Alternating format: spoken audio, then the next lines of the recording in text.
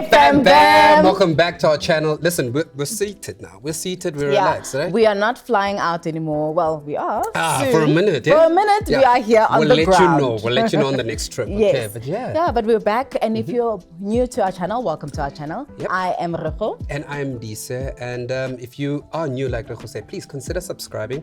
Hit the like button if you do like this video today. Yeah. It's going to be a good one, by the way, right? It is, because we are starting a new series. Yebo.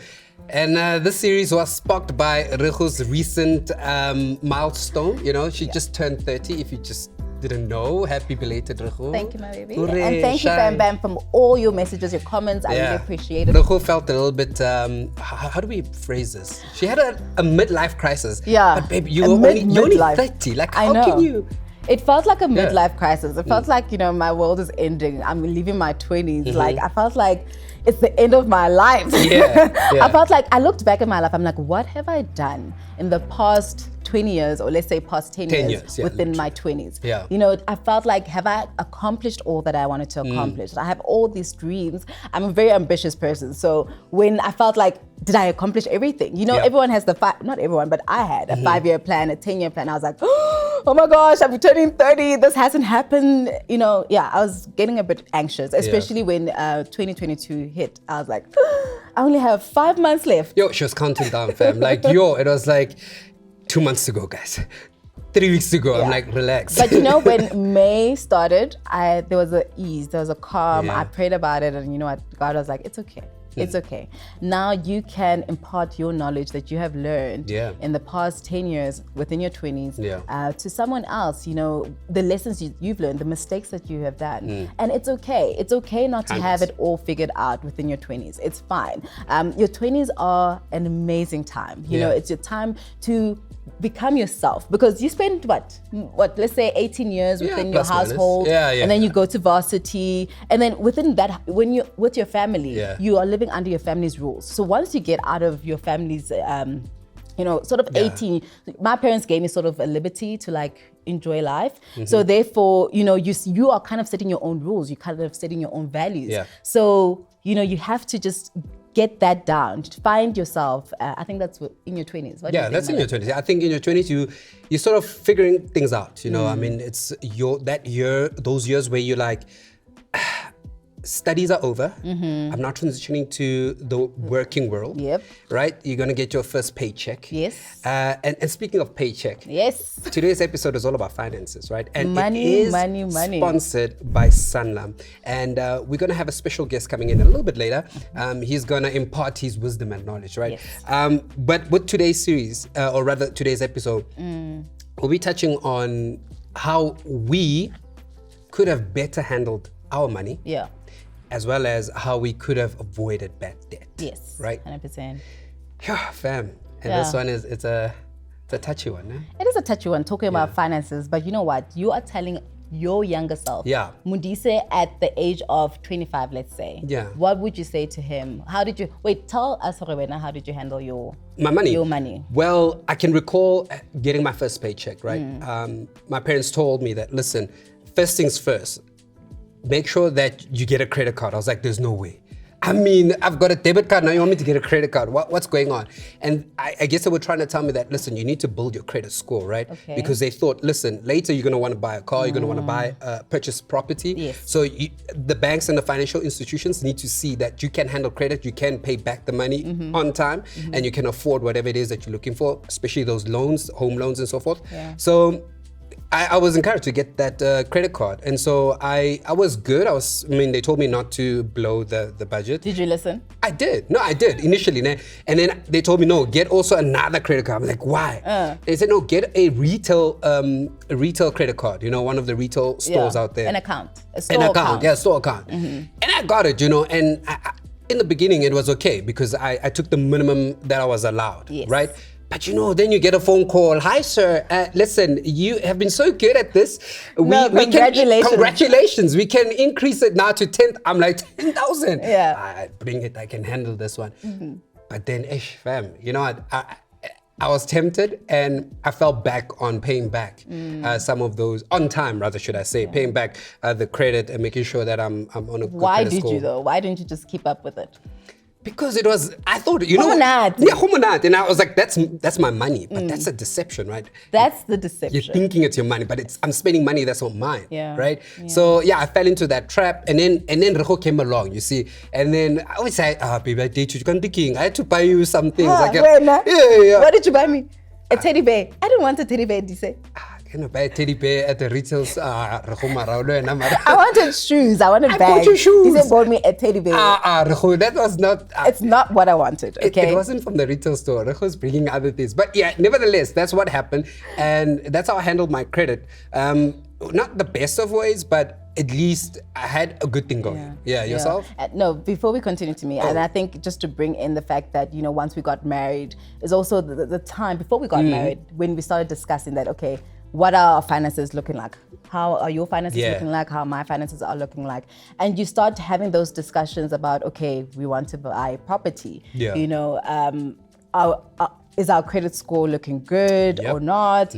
And then getting into marriage was difficult, but do you want to touch on that before I move on to my story? No, let's jump on your backstory and your finances. Okay. All right, so with my story, sure, fam, I know, you know, I didn't come from a disadvantaged background, but we didn't have that much money. So, well, when I got my first paycheck in 2013, that's when I got my first job, my first paycheck, like real paying job, where you got a pay slip. Yeah, you know, when you get a pay slip, it's a job. It's a job. It's like, yes, I can finally open an account. And, you know, being the firstborn, you have to take care of your family, of course. And of course, majority of that cash does go to your family members. And unfortunately, there were times where we needed to take out more money, or we needed more money. Therefore, I ended up taking out 2 more credit cards. And 1 loan. So yeah, that was tough because you think that, no, they're giving me this amount, let's say, for example, 2,000 Rand for 1 credit card. Now the next credit card, you go to a different bank and you take out another credit card. Maybe they say, oh no, you now qualify for now a 10,000 Rand credit card. And you're like, hey, I qualify, so why not take the maximum? And then you get like a loan and you're like, oh no, I can, according to my paycheck, I can definitely pay back this loan within whatever. Hi, Kanti, how long did it take me to pay off all that debt? Bam. It took me such a long time because you constantly need money, and that's why it's so important to find multiple ways of multiple streams of income in order to be able to pay off that debt. Because now when you have all these accumulating debts, it becomes so overwhelming, and you think that you can, then your salary now becomes small, and then you can't really buy yourself anything.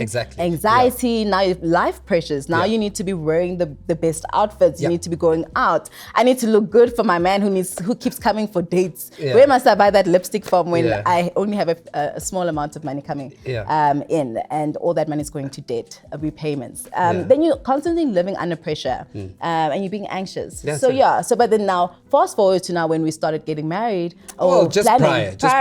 That's when we started doing financial literacy. We started reading books. Who was our favorite? Robert? Robert Kiyosaki. Robert Kiyosaki, and then Rich Dad Poor Dad. Rich Dad Poor Dad, The Financial Bunny. We started finding out more information so that we have an understanding. I think the worst thing that we do in our 20s is not getting enough information about finances. We think that, no, got the money. Oh yes, you qualified. You can, you can spend it. No. And then getting into our marriage, yes, we did get into marriage with debt. Unfortunately. And it was not from paying for a wedding. We won a wedding and by the grace of God. You should know that, and if you don't know, link above. There's the video. Go check it out. That's a whole wedding series for you guys. By the grace of God, the wedding was paid for already, so that was great. And you end up taking unnecessary things. When changing jobs, you use your pension fund because you need the cash. So there's so many lessons that. There's also black tax. Let's not forget that. Yes. Another whole topic that we will discuss in another episode, right? We'll get to that one. But there was quite a bit for us. transitioning into marriage and handling the debt. But yes, and then Sanlam came along. Thank God. Listen, my goodness. Listen, Sure. when Sanlam came through last year in 2021. Yeah, 2021. Yeah, yeah. Listen, it was literally the grace of God again, because their slogan for last year and this year is Still, live, yeah. #live with confidence. Yeah. That resonated with me so much because when you are under debt, like I'm saying, you've got so much anxiety and you've got you feel like you're not confident anymore. that's You know, it. taking You out feel your stuck. card or whatever. Now you can finally live with confidence when you've got the right set of tools. Actually, 100%. yeah. So for me, it really helped. It really did, and to the point where right now we're sitting here and we can testify we're debt free. Praise God. Thank God. So all those tools that we got, all the lessons that we acquired from Sanlam, and just being financially aware of what's going on in our lives, and not just being in a bubble of just, hey, we're living our best life, let's just go. No, let's worry also and talk about finances has helped us to really break through into this freedom now, this financial freedom. Yeah. And yeah, it's been a journey. And It has. It's fun. It is fun. So yeah. now we're going to bring in our special guest. I think it's about time. Let's bring in our guests, right? We now have Pila Shongwe, financial planner. Welcome. Welcome. Yeah, it's an absolute privilege to be here, guys. Right? Yeah, the privilege is all mine. I was telling Dise earlier that really, I mean, it's such a privilege to be here. I had to put off all other obligations because this is important. Oh, wow, thank you. The conversation that we're going to have, and as well as being able to have the conversation with you guys. I mean, it really is an immense privilege, and yeah, I can't wait to get started. No, Thank you. All right. Thank you so much. That's Pila for you guys. So to start it off, Yeah. can you please just tell us about yourself? Who are you? Who is Pila? Just introduce yourself to the fam bam. Gosh, how far back do I go? My name is Philasande Shongwe, as Dise has said. I'm from KZN. I was born in Ladysmith. Studied in KZN. Did my undergrad in Stellenbosch University at BCom in financial planning, where I'm still doing my postgrad in financial planning through the Stellenbosch Business School. I joined Sanlam in February of this year as a financial planner, as Disa has said again. And yeah, I mean, it's been the most amazing journey. I've got 3 other siblings who are very acutely watching today. Hey, siblings. Hey, siblings. So yeah, I'm just really excited to get the conversation started. But yeah, that's me. If you guys have any further questions about me, you know, we can obviously just chat about that. Yeah, for sure. I think we'll leave your details behind. And fam, if you want to get a hold of Pila, hey, you know what to do down at the descriptions, right? Professional questions. Yeah, but please, not other things. Please, please, okay. you know. So Pila, you heard our stories. What do you think we did right, and what do you think we did wrong? Right, in that you guys had a plan. Yurejo mentioned that you had a 5-year, 10-year, 15-year plan. I think that's the most important thing. Because I think we can give you the most arithmetically worked out blueprints. It doesn't really matter if you do not have that plan in place. It's a bit like putting petrol in a car and just driving along. You're going to keep going and going and going, and you're going to bypass destinations that would have been satisfactory destinations to you if you had that in paper or on paper. And I think the reason people don't have those goals on paper is because it's a lot less stressful to not have a goal, because then you don't have a constant reminder of your own shortcomings. And I think what having a goal in place does for you as the individual, even if you pronounce it to the rest of the world, is it holds, there's a sense of accountability that you have.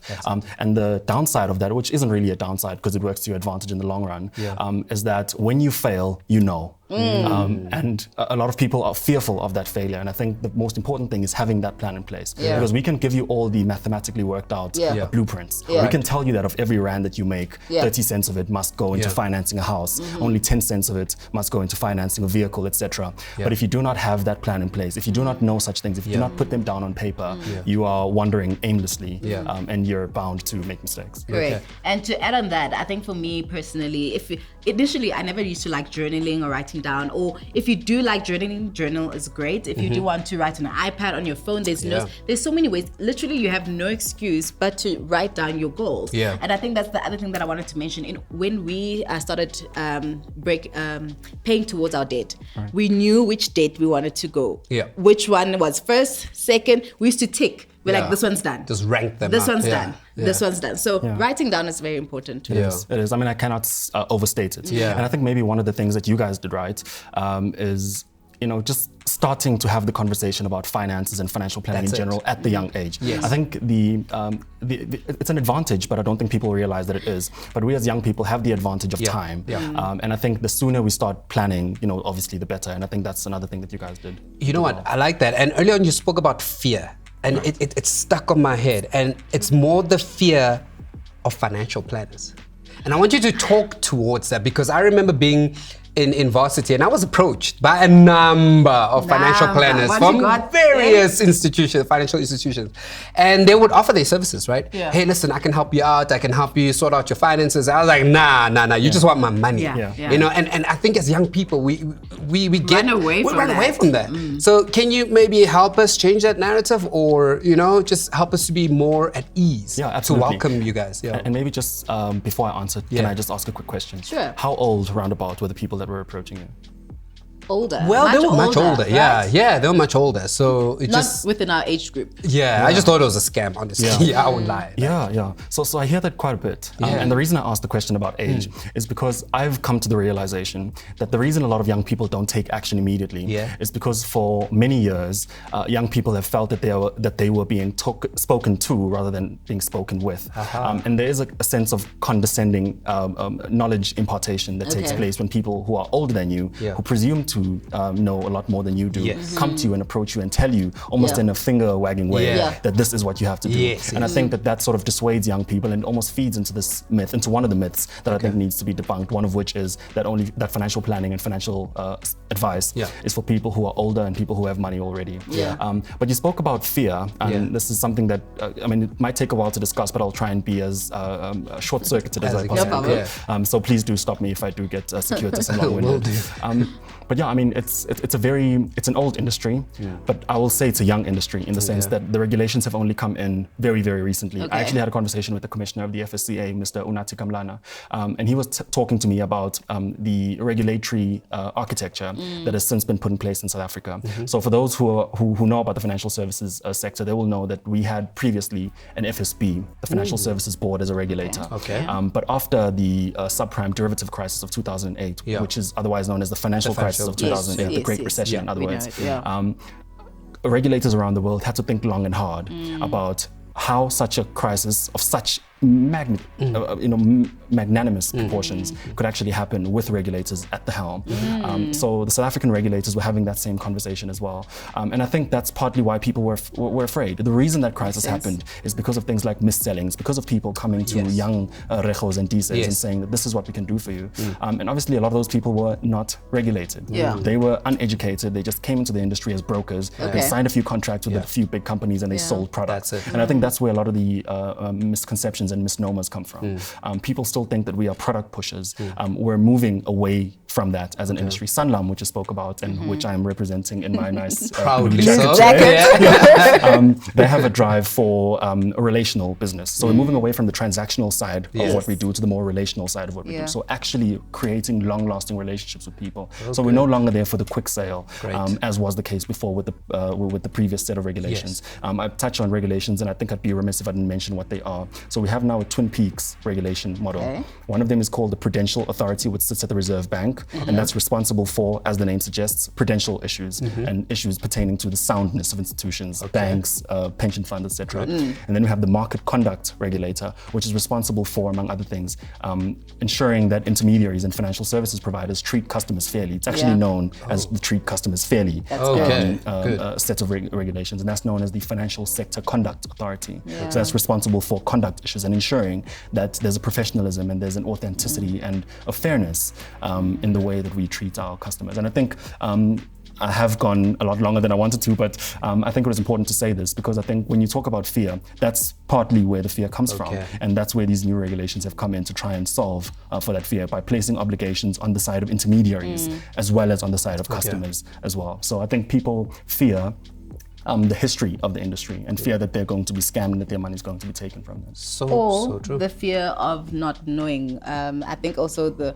fact that young people, it's all about YOLO. We only live once. So definitely I'm going to spend all my money. I'm not going to save. I'm not going to invest. So I'm just going to do whatever that I want to do. And I think that's very important for when you are young, within your 20s, is that you start making a plan and also just having financial literacy, like reading about it. I know sometimes it's not interesting. It took me a long time. I'm a pilot. I think about aviation all the time. I don't think about, the money matters. I just think about, okay, if I've got money, I'm going to spend it. So I think taking the time to actively learn more and more about financial literacy. Yeah, that's it. And I mean, there's a young Dise out there, right? And a young Rehu. And they want to avoid debt.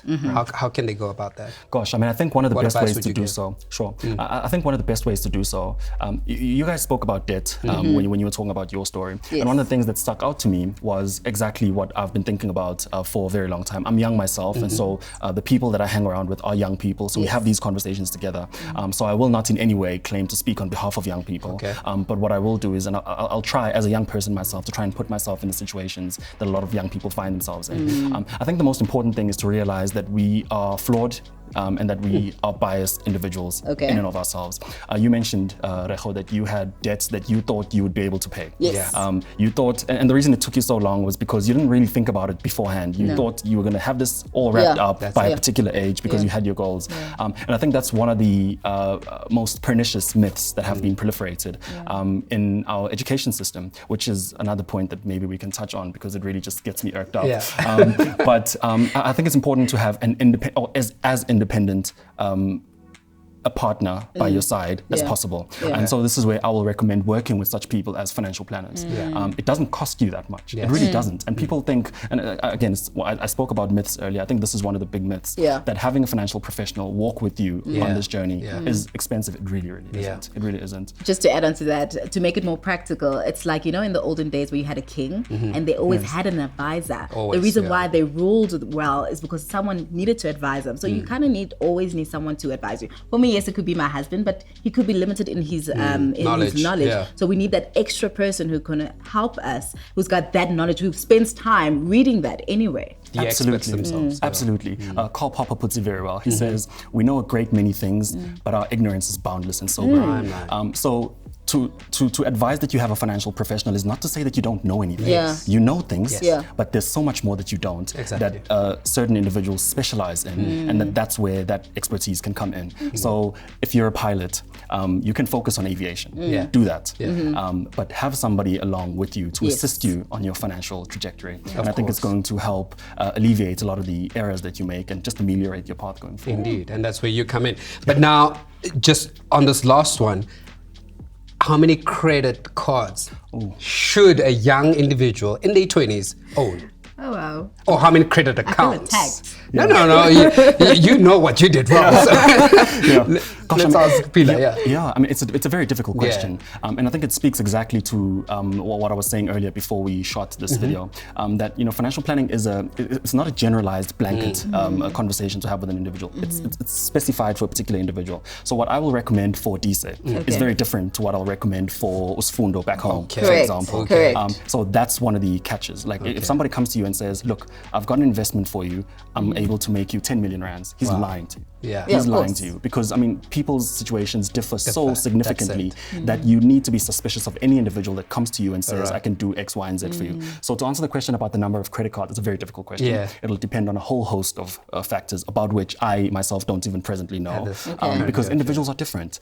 So the amount of debt that Dise and Rejo can handle differs from the amount of debt that I can handle. Like we know that, but I spoke about biases earlier. We tend to overestimate our own abilities, and that's the importance of having an independent or as independent an individual by your side to assist you in this regard, to be able to look into your financial matters and to your behavioral matters as well, because it's a behavioral economics kind of thing too, and say from as neutral a point as possible that this is how much you can reasonably handle, and not to overbloat yourself if you're doing it by yourself, because those are all the things that we're trying to hedge against by saying you need to go see a professional. If you've never had this conversation before, you've got to do it.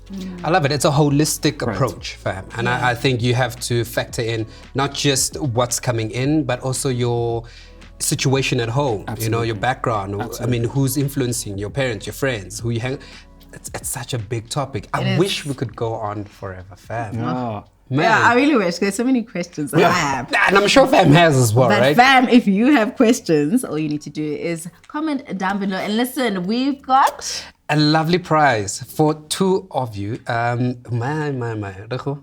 It is a Satrix voucher, fam, worth 1,000 rand just for 2 people. So we need you to please comment down below. Let us know what you enjoyed with regards to our conversation, what you have learned, and what you're going to do moving forward with regards to your finances within your 20s. 100%. And if you do have more questions, please put them down there. We will direct them straight to Pila. We will not respond because we only know so much, right? Yes. That's it. 100%. Pila, it's been such a pleasure having you. I think we should have him again, right? Yes, Fam, why not? I think Fam says If you want us to do a second episode, fam, please do let us know. I think we should. Yeah, Pila, thank you so much for your time, man. I mean, it's been an absolute privilege. It's been fun. Absolute privilege. Thank we you so much, appreciate guys. it. Yeah, and hopefully the Fam Bam learned a thing or two. And That's it. Hopefully we can, this was a spark and a greater conversation can erupt as a result of this. That's it. No, awesome. Just a quick question. You are subscribed to the channel. I am. And they should do so too, right? I am, and I recommend that they do. There we go. Absolutely. There we go. You heard from him, not me, not Recho, right? Yeah, it's been fun, fam. Hey, Recho, until the next video. Vlog. We love you, fam. We love you.